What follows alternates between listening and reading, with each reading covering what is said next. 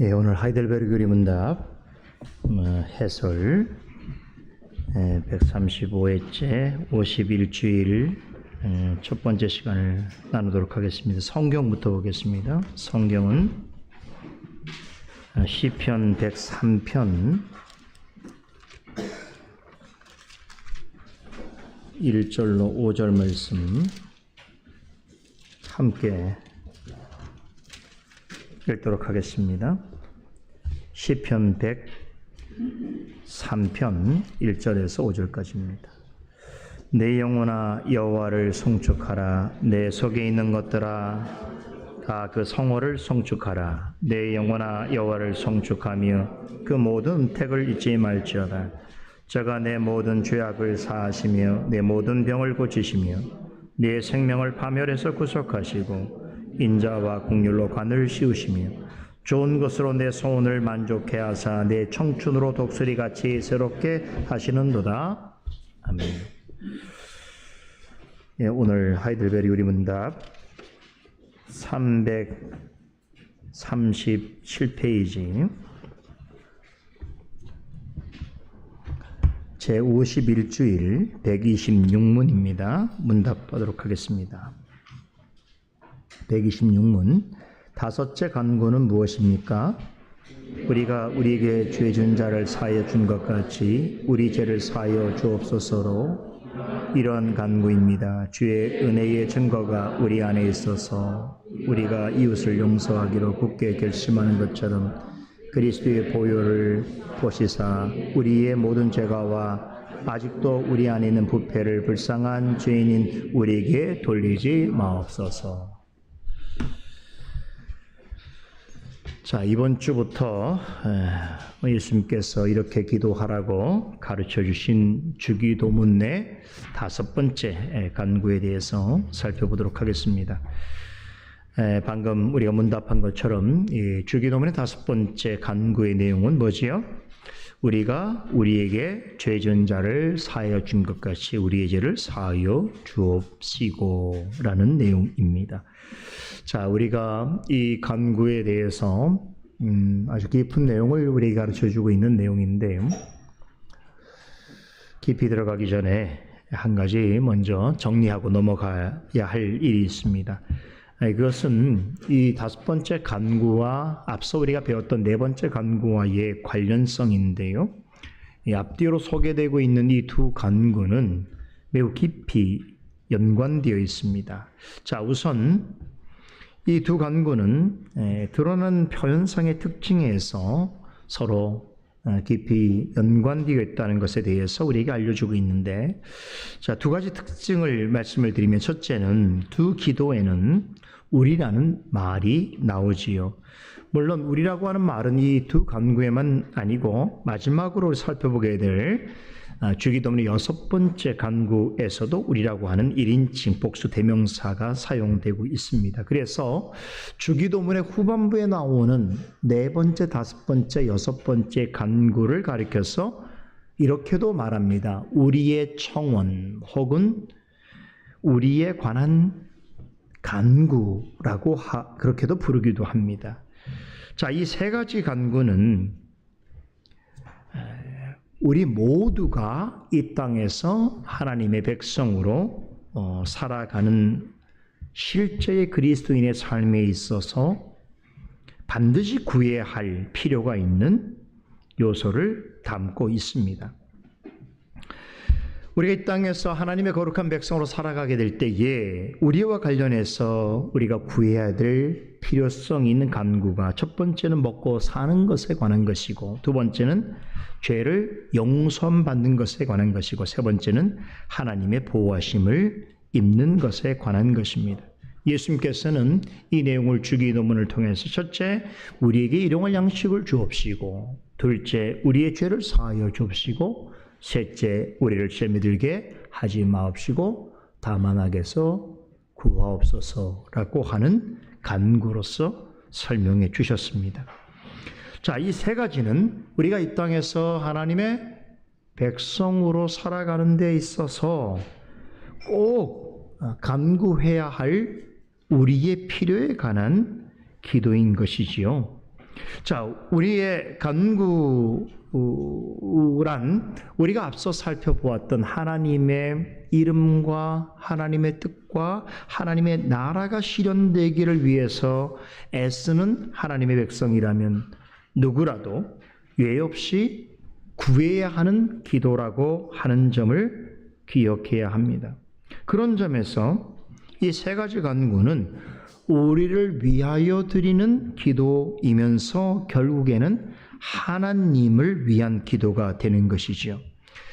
주기도문 후반부에 소개된 세 가지 간구를 우리의 필요를 위한 우리의 기도라고 표현한다고 하더라도 실제로는 하나님의 백성으로서 하나님의 이름과 하나님의 뜻과 하나님의 나라를 위하여 살아가기 위해서 드리는 기도이기 때문에 본질적인 의미에서는 하나님을 위한 기도라고 말할 수도 있습니다. 둘째 편상으로 두 번째 간구와 세 번째 간구가 밀접하게 연관되어 있다는 것을 알려주는 특징은 두 간구가 우리말로 무엇하고라고 하는 연결 어미로 이어져 있다는 것입니다.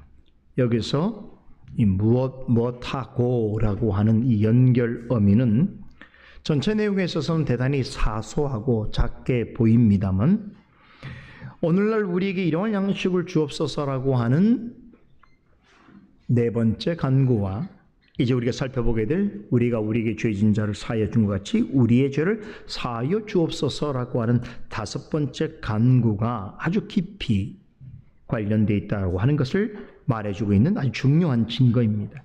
이 작은 연결 의미는 날마다 우리는 일용할 양식을 구해야 하는 것처럼 우리들과 우리 자신들의 죄에 대해서도 날마다 하나님께 용서를 구해야 할 필요가 있다는 것에 대하여 강조해 주고 있습니다. 그러니까 주기도문의 네 번째 간구이자 후반부의 첫 번째 해당되는 간구는 일용할 양식에 관한 것이었다면 주기도문의 다섯 번째 간구이자 후반부의 두 번째 해당되는 간구는 죄사함에 관한 것입니다. 이 두 간구의 주제를 비교해 보면 양식에 관한 기도는 우리의 육적인 필요를 위한 기도라고 하면 죄사함을 위한 기도는 우리의 영적인 문제와 관련된 기도라는 것이죠. 여러분, 이 땅에서 살아가는 성도들은 영육 간의 일이 모두가 중요합니다. 왜 그렇습니까? 하나님의 백성은 하나님을 닮은 형상을 지니고 있다고 할 때에 육적으로뿐만 아니라 영적으로 이루어진 인격적 존재이기 때문이지요. 그래서 우리가 지난 시간에 네 번째 간구에 대해서 살펴보는 세 번째 해설 시간이었지요. 그때 오늘날 우리에게 일용할 양식을 주옵소서라고 하는 이 간구와 관련해서 우리 주님께서는 우리의 영혼에 대해서뿐만 아니라 우리의 육체의 필요에 대해서도 큰 관심을 가지고 계시다라고 하는 증거로서 마가복음 8장에 기록되어 있는 떡 7개를 가지고 4,000명을 먹이기도 남으신 그 기적 사건을 자세히 살펴보았습니다.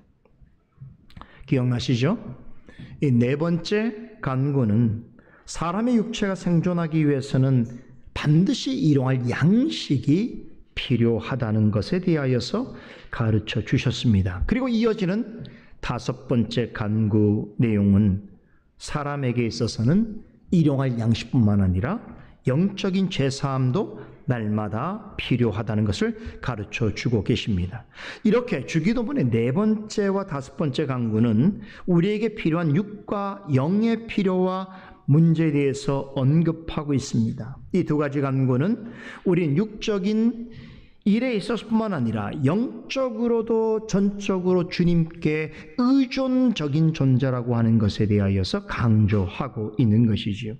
그러니까 날마다 일용할 양식을 구해야 할 것을 가르치는 네 번째 간구는 우리가 하나님 앞에 하나님의 피조물이며 그러기에 우리는 모든 선의 원천이시고 우리에게 항상 좋은 것을 베푸시기 원하시는 하나님만이 우리의 모든 필요를 아시는 분임을 믿고 그 하나님을 전적으로 의지하여 살 것을 강조하는 교훈이라고 한다면 우리의 죄를 사하여 달라고 하는 다섯 번째 간구는 하나님 앞에서의 우리의 실존의 어떠함, 즉 하나님 앞에서 우리가 어떤 존재인지를 영적으로 각성하고 깨닫게 하는 매우 중요한 가르침이라는 것입니다. 제가 드리는 해설을 잘 들으셔야 돼요. 굉장히 도움이 될 거예요, 여러분. 아무 생각 없이 저를 바라보는 것은 연모하는 게 아닙니다. 제가 부담스러워요. 생각하면서, 정리하면서 들으셔야 돼요. 그게 여러분들에게 도움이 되고 누군가에게 유익을 끼치게 돼 있어요. 그죠?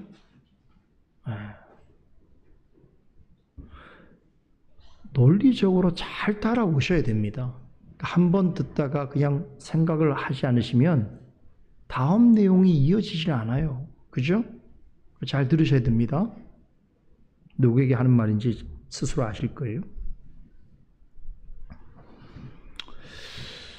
제가 지금 계속해서 네 번째 간구와 다섯 번째 간구의 관련성에 대해서 설명을 드리고 있어요.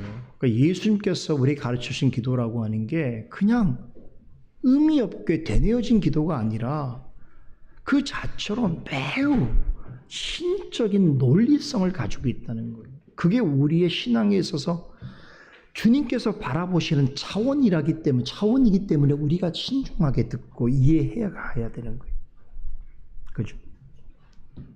우리는 이렇게 분석하지 않으면 전혀 생각하지 못할 내용들을 주님께서는 다 아시고 우리의 필요가 뭔 줄 아시고 말씀해 주시는 거예요. 근데 문제는 그 필요가 나에게 있다는 걸 모르고 있는 우리의 상태입니다.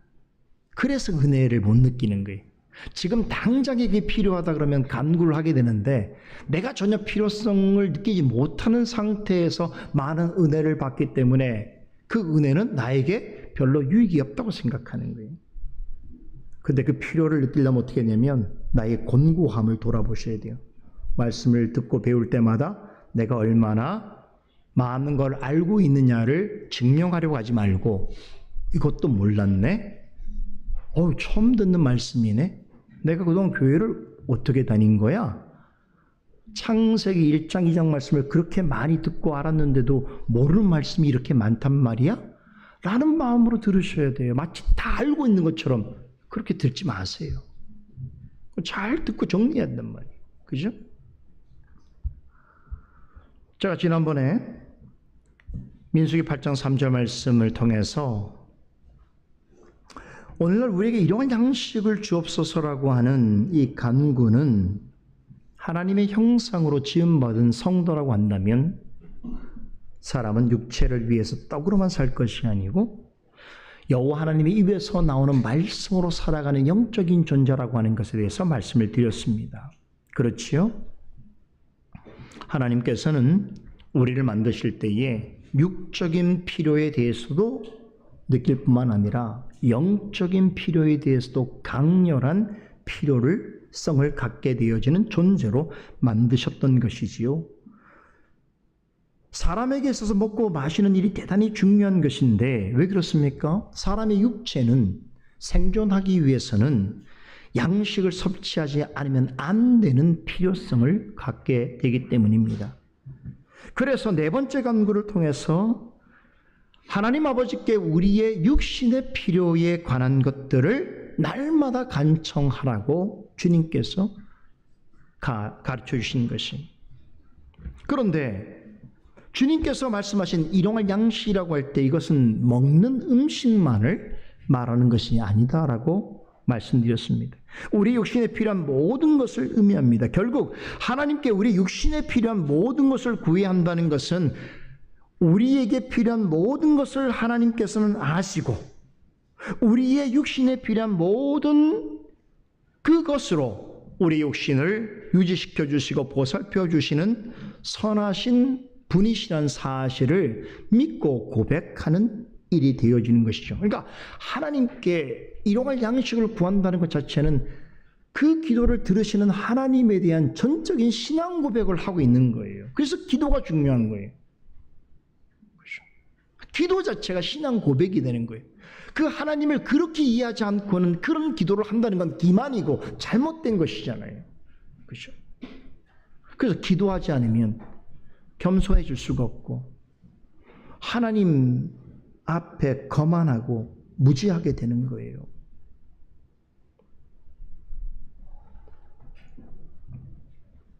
그런데 네 번째 기도를 통하여 우리 육신의 필요에 대한 것도 하나님께서 채우시고 보살펴 주신다는 걸 가르쳐 주시면서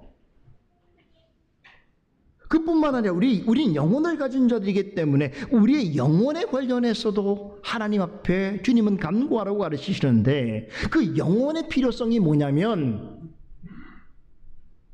영혼의 죄 사함을 얻기 위하여 기도하라는 거예요.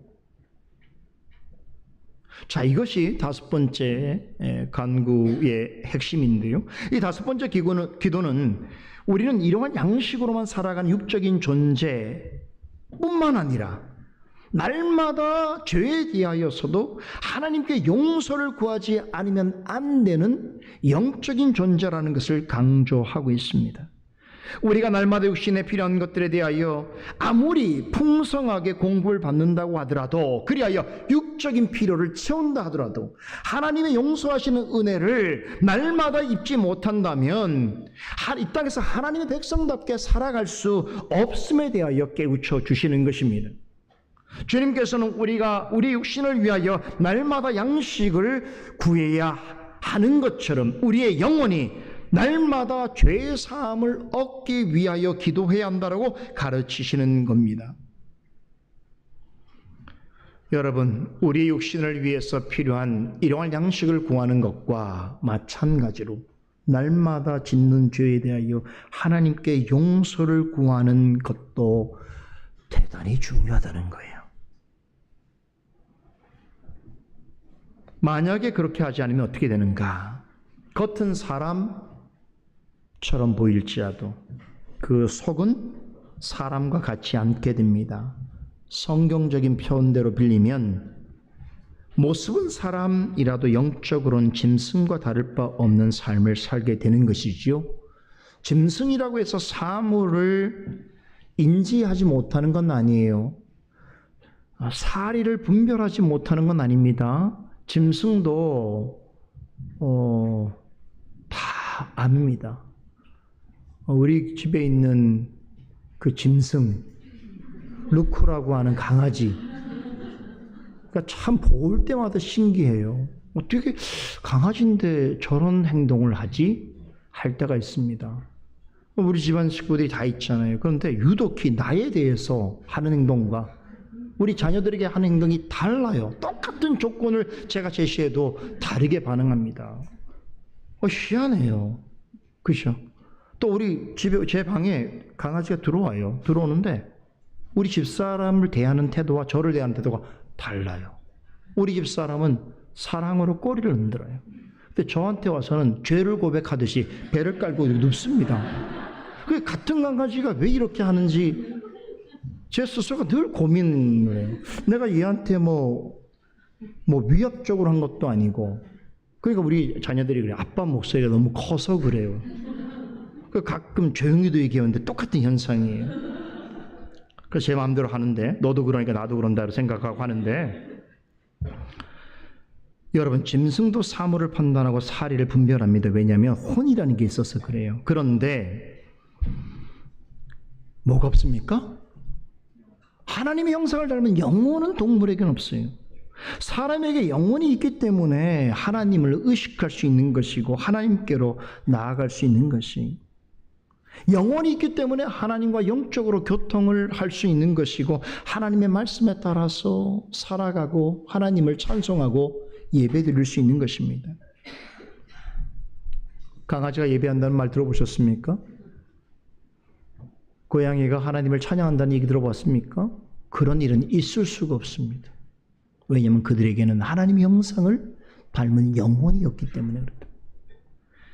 오늘 우리가 읽은 시편 103편 이 말씀은 다윗이 기록한 것인데 여러분 이 말씀 보세요. 다윗은 무엇으로 여호와 하나님을 송축하고 감사하라고 합니까? 바로 나의 영혼입니다. 내 영혼아 여호와를 송축하라. 내 영혼아 여호와를 송축하며 그 모든 은택을 잊지 말라라고 고백합니다.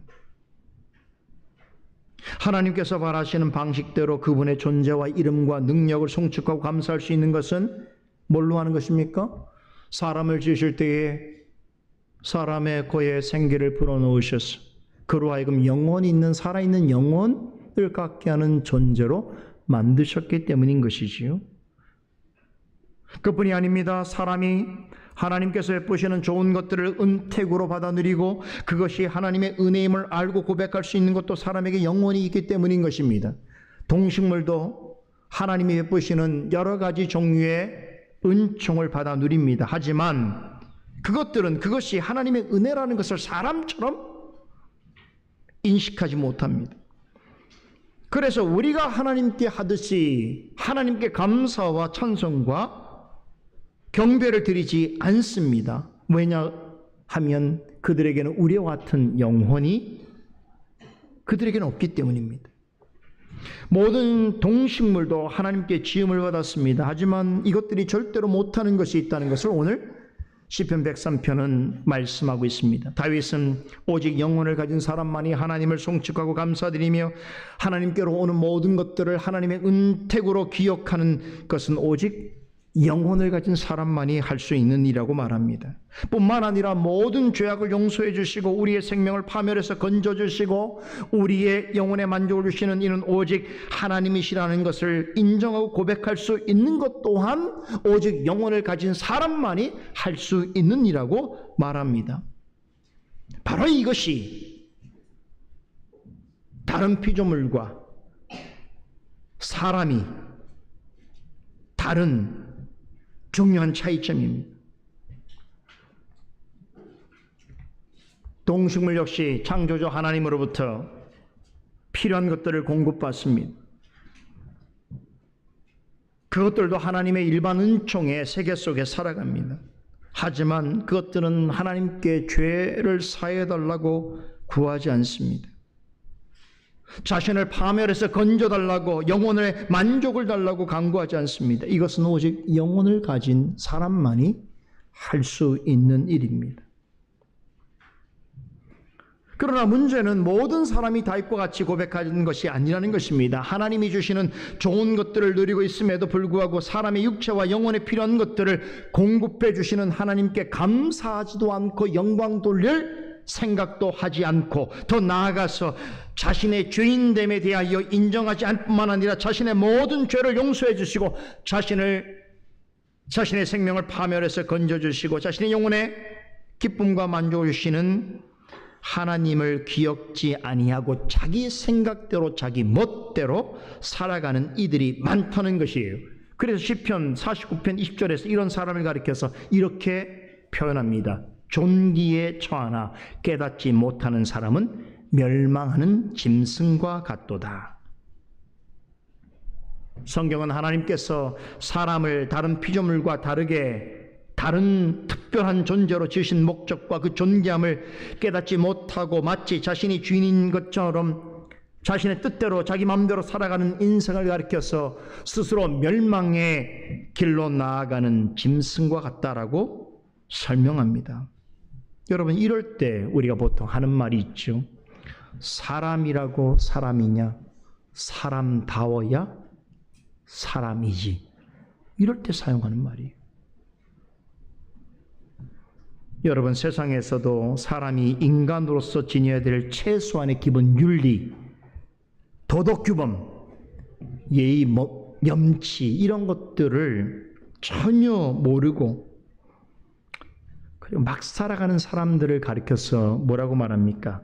사람 같지 않은 사람이라고 보통 얘기하죠. 뉴스에 나오는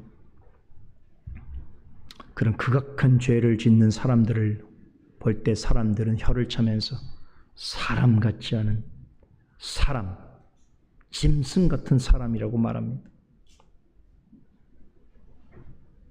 여러분, 적어도 우리가 하나님의 형상을 따라 지음받은 사람이라고 할 때는 하나님의 뜻을 잘 알고 이해하고 또 하나님이 내신 뜻과 그 규칙에 따라서 살아가려고 애를 써야 하는 것이지요. 그러나 세상에는 하나님의 형상을 입은 존재임에도 불구하고 영혼이 있음에도 불구하고 그 자체가 존귀한 존재인데 어떻게 살아갑니까? 하나님의 뜻과는 전혀 상관없이 제멋대로 살아가는 사람들이 훨씬 많지요. 이런 사람들은 하나님이 마음속에 양심 속에 하나님이 계시다는 것을 마치 돌리비에 새긴 그런 내용처럼 흔적으로 남겨주셨음에도 불구하고 어떻게 여깁니까? 마음에 이르기를 하나님이 없다고 하면서 살아갑니다. 시편 14편 1절에서 이런 사람들을 하나님께서 어떻게 보시는지 시편 기자는 이렇게 말하죠. 어리석은 자는 그의 마음에 이르기를 하나님이 없다 하는도다. 그들은 부패하고 그 행실이 가증하니 선을 행하는 자가 없도다라고 말씀하십니다. 마음에 하나님이 없다고 생각하면서 살아가는 인생들 중에 여러분 모두가 우리가 생각하기에 다 불행한 사람들이 아닙니다. 세상에서는 그런 사람들 중에 많은 사람들에게 관심과 환호의 대상이 되고 부러움과 질시의 대상이 되는 사람이 적지 않습니다. 하나님을 부정하고 대놓고 대적하는 삶을 살아가면서도 자신이 원하는 것을 나는 데까지 얻고 누리고 사람들이 부러워할 만한 성공과 만족을 쉽게 거두는 듯 보이는 사람들이 많습니다. 많은 사람들은 이런 사람들을 찬사를 보내지요. 닮고 싶어 합니다. 하지만 이것은 부패한 세상에서 타락한 사람들 사이에 일어나는 일인 것이죠. 하나님께서 바라보시는 관점과 평가는 전혀 다르다는 것이 사람이 어떤 일을 이루고 사람들로부터 무슨 평가를 받는다 하는 것이 중요한 것이 아니라 마음에 하나님이 없다는 자들의 생각과 소행을 하나님이 어떻게 보시느냐가 중요한 것이 어떻게 보신다고요? 부패하고 가증하게 여기신다는 것이.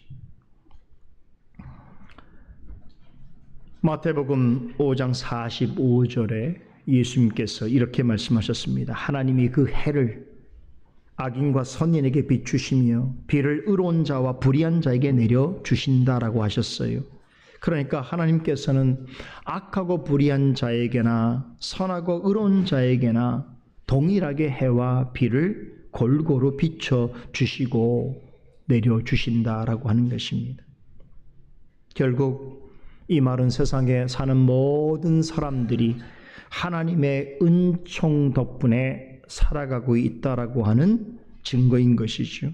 하나님께서는 해와 빛뿐만 아니라 사람들이 이 땅에서 살아가는 데 필요한 것들에 대하여 풍성하게 공급해 주십니다. 여러분, 지구상에 수십억 명의 사람들이 있지요. 이 수십억 명의 사람들이 수천 년 동안, 수만 년 동안, 수십 년 동안 그들이 먹을 양식과 물과 공기와 또 그 외의 유용한 자원들에 대하여 하나님께서 공급해 주셨고 지금도 해주고 계십니다. 여러분, 사람의 생존에서 절대적으로 필요한 자원이라는 게 있죠. 그 자원들은 대부분 하늘과 땅과 바다에 있습니다. 그 모든 것들은 하나님이 만드신 것이에요. 하늘과 땅과 바다와 사막과 그 속에 있는, 그리하여 수십억 명의 사람들을 수천 년, 수만 년 동안 생존을 지켜주고 있는 그 모든 것들은 자연으로부터 온 것이 아니라 그것을 창조하신 하나님께로부터 주어지는 것입니다. 다만 사람은 그것을 발견할 뿐이에요. 그리고 사용할 뿐입니다. 그래서 이런 자원을 가리켜서 뭐라고 말합니까? 사람들이 천연자원이다라고 하는 것이죠. 천연자원이라고 하는 것은 무상으로 얻는 것을 말합니다. 그래서 어떤 나라가 국력이 셉니까? 천연자원이 많은 나라. 즉 오래전부터 살고 보니까 이 나라에 자원이 있는 거예요. 처음부터 있어서 산 나라는 아무도 없어요. 살다 보니까 이 나라에 자원이 많으면, 그걸 발견하면 경제적인 부국이 되는 것이죠. 그렇죠. 사람이 얻는 자원이라고 하는 것은 궁극적으로 다 하나님께서 만드신 자연으로부터 얻는 것입니다. 이렇게 하나님께서는 하나님의 형상을 따라 지음받은 사람들에게 필요하고 유용한 것들을 오랫동안 풍성하게 공급해 주십니다. 이걸로 인해서 인류가 지금까지 존속할 수 있는 것이죠. 인류 모두가 나누어 쓰고 남을 만한 자원들이 지금도 자연 속에 풍부하게 남겨져 있습니다. 그러나 절대 다수의 사람들은 하나님으로부터 이러한 은택을 누리고 있음에도 자신들이 누리고 있는 모든 좋은 것들이 하나님께로부터 제공받는 것이라고 생각지 않습니다. 내가 얻을 자격이 없는 것을 하나님께서 거저 주셨다고 하면 감사하게 되겠죠. 그렇죠. 그러나 오늘날 자원전쟁이란 말을 들어보셨겠지만 절대로 주신 이에 대하여 감사하는 마음이 있다고 한다면 할 수 없는 짓거리들을 인류가 하고 있는 거예요. 자원이 사람이 만든 것도 아니고 하나님이 선물로 모든 인류를 위해서 유용하도록 주신 것인데 받은 선물을 가지고 싸우고 죽이고 전쟁하는 것이, 그렇죠. 그 자체가 하나님께 감사드리기는커녕 그 마음에 하나님이 없다고 하는 증거인 것이죠. 여러분 생각해 보세요. 어떤 사람이, 어떤 자녀가 부모로부터 많은 유산을 받았다든가 또 부모에게서 받은 좋은 것들을 누리고 있는데, 그런데 부모의 은혜는 조금도 생각지 않고 도리어 부모를 거부하고 부모에게 욕보이는 행위를 계속한다면 그런 사람을 뭐라고 얘기하죠? 인두껍을 쓴 사람, 쉽게 말하면 사람 같지 않은 사람이라고 하는 것입니다. 그렇죠?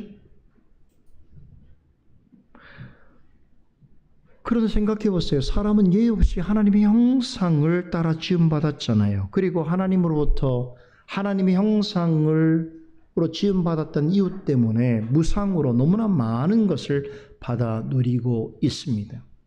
그리고 하나님은 모든 인류의 필요에 따라서 그 육체에 필요한 것들을 제공해 줄 뿐 아니라 어떤 이들에게 있어서는 그 영혼에 필요한 것들도 아낌없이 베풀어 주십니다.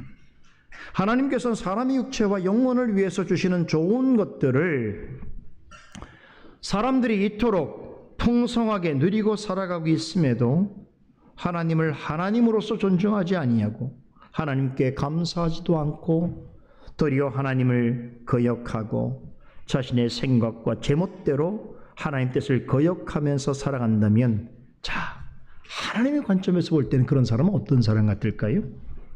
사람 같지 않은 사람이죠.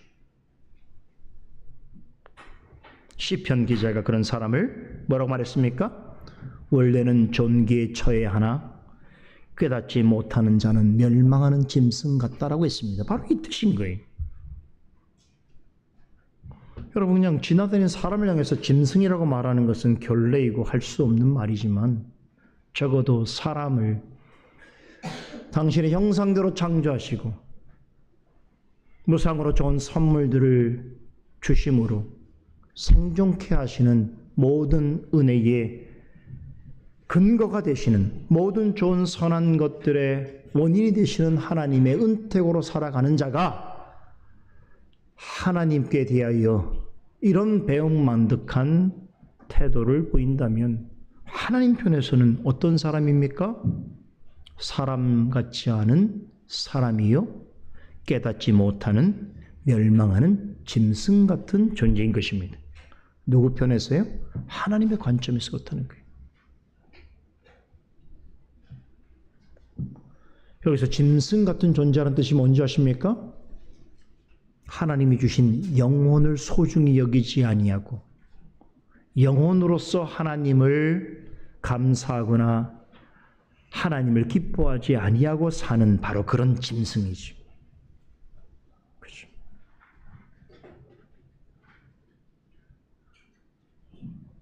말씀드렸잖아요. 짐승은 아무리 하나님께로부터 좋은 것을 얻는다고 해도 하나님을 찬송하거나 예배하진 않습니다. 그렇죠? 사실 짐승들도 살아가는 모든 것들이 하나님의 은총과 은택을 입고 있는 자리에 있지만 짐승은 하나님께 사람처럼 감사하거나 찬송하지 않지요. 왜 그렇다고 했습니까? 영혼이 없기 때문에. 그런데 영혼이 있는 사람은 왜 그러냐는 거예요. 영혼이 있으면서도 하나님 앞에 그렇게 하지 아니하는 자에 대하여 깨닫지 못하는 멸망하는 짐승 같도다라고 하는 하나님의 평가가 과연 지나친 말씀인가요? 그렇지 않습니다.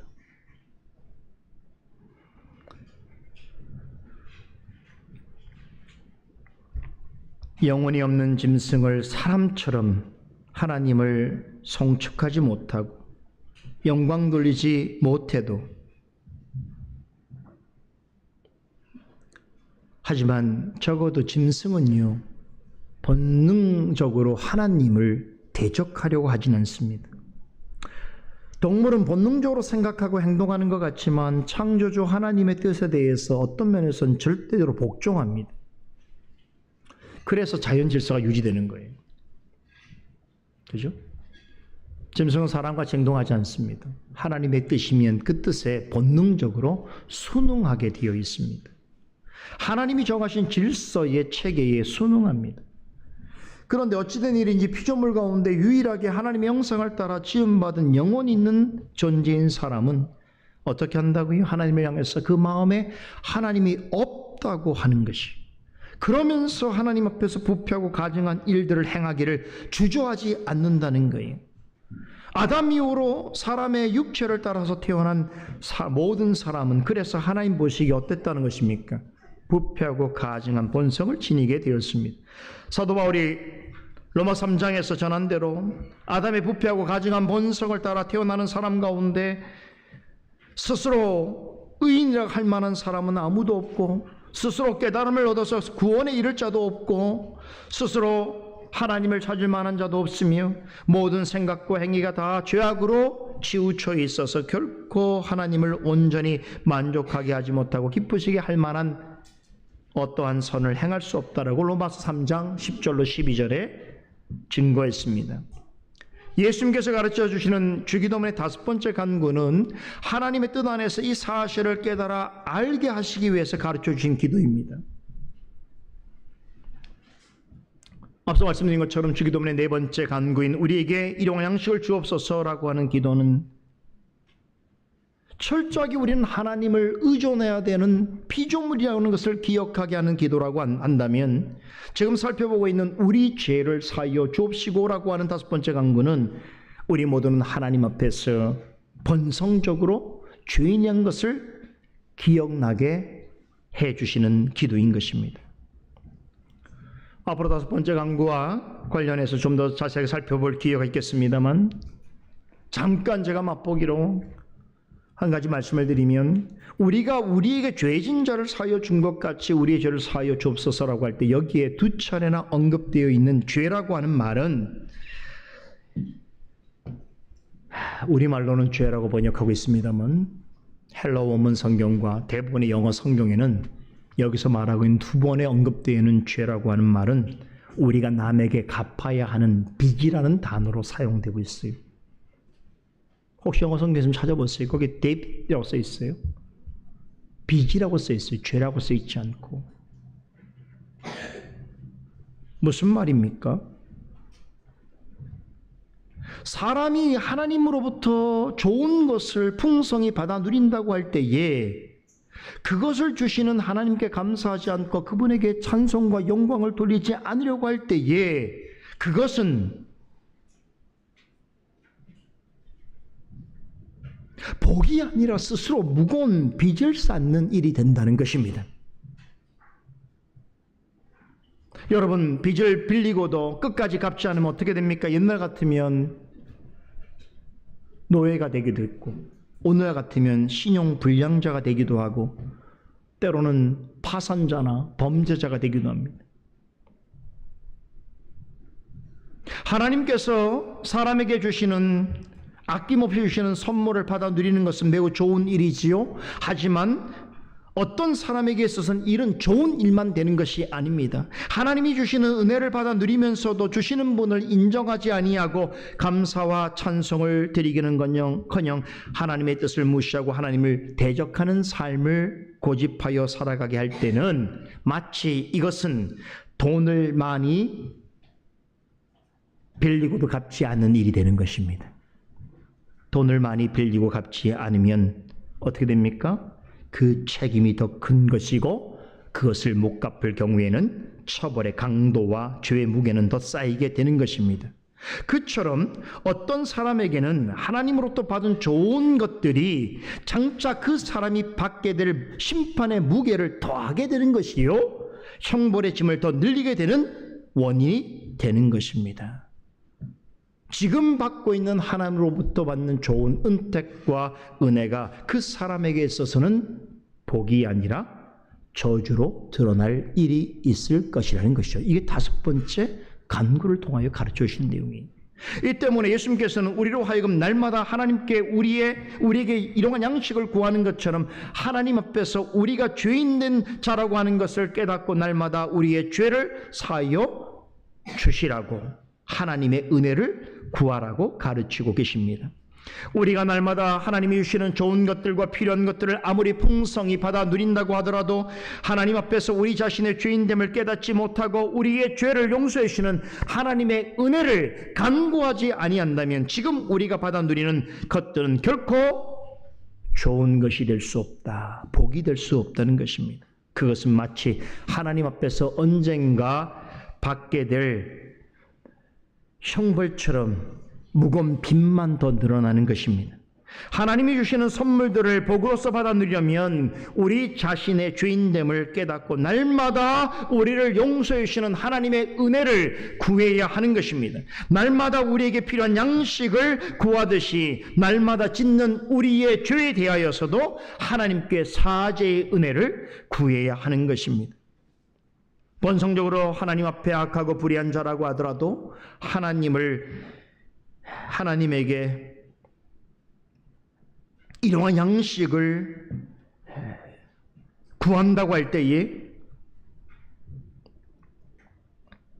그 일이 반드시 필요하다고 생각할 때에 우리 자신도 우리의 죄에 대하여 하나님께서는 진실로 고백할 때 우리의 죄를 용서해 주시는 분이라는 사실을 기억하여 우리 죄를 사하여 주옵소서라고 간청하게 될 때에 우리가 지금 받아 누리고 있는 하나님께로부터 받은 좋은 것들이 복된 선물이 될 수 있는 것입니다. 바로 이것이 주님께서 주기도문 5번째 간구를 통해서 가르쳐 주시는 매우 중요한 핵심입니다. 오늘 우리가 읽은 시편 103편 말씀 한 번 더 이 사실을 증거해 주고 있기 때문에 읽고 마치도록 하겠습니다. 103편 1절로 5절 말씀 다시 한번 읽겠습니다. 내 영혼아 여호와를 송축하라. 내 속에 있는 것들아 다 그 성호를 송축하라. 내 영혼아 여호와를 송축하며 그 모든 은택을 잊지 말지어다. 저가 내 모든 죄악을 사하시며 내 모든 병을 고치시며 내 생명을 파멸에서 구속하시고 인자와 긍휼로 관을 씌우시며 좋은 것으로 내 소원을 만족해 하사 내 청춘으로 독수리같이 새롭게 하시는도다. 아멘. 기도합니다. 거룩하신 하나님, 우리에게 하나님의 자녀로 살아갈 수 있는 특권과 명분만 허락하신 것이 아니라 우리가 하나님의 자녀로서 하나님께 무엇을 어떻게 간구해야 할지에 대해서도 주님께서 일일이 자세히 가르쳐 주심에 대해서 감사드리옵나이다. 하나님께 기도한다는 것은 그 하나님을 우리가 그렇게 인식하는 것이요, 그 기도가 올바르게 될 때에 그 간구의 대상이 되시는 하나님에 대한 신앙 고백도 올바르게 될 것을 믿습니다. 그러므로 우리가 하나님께 무엇을 간구하든지 하나님의 말씀에 입각하여 하나님의 뜻에 합당한 간구를 드리는 자들이 되게 하여 주시옵소서. 계속 주님께서 가르쳐 주신 기도를 배우고 있습니다. 이것에 힘입어서 우리의 기도 생활이 더욱더 부유하고 풍성해질 수 있도록 하나님과 깊은 영적인 교제가 끊임없이 더해갈 수 있도록 주여 우리와 함께 하여 주시옵소서. 예수님의 이름으로 기도드리옵나이다. 아멘.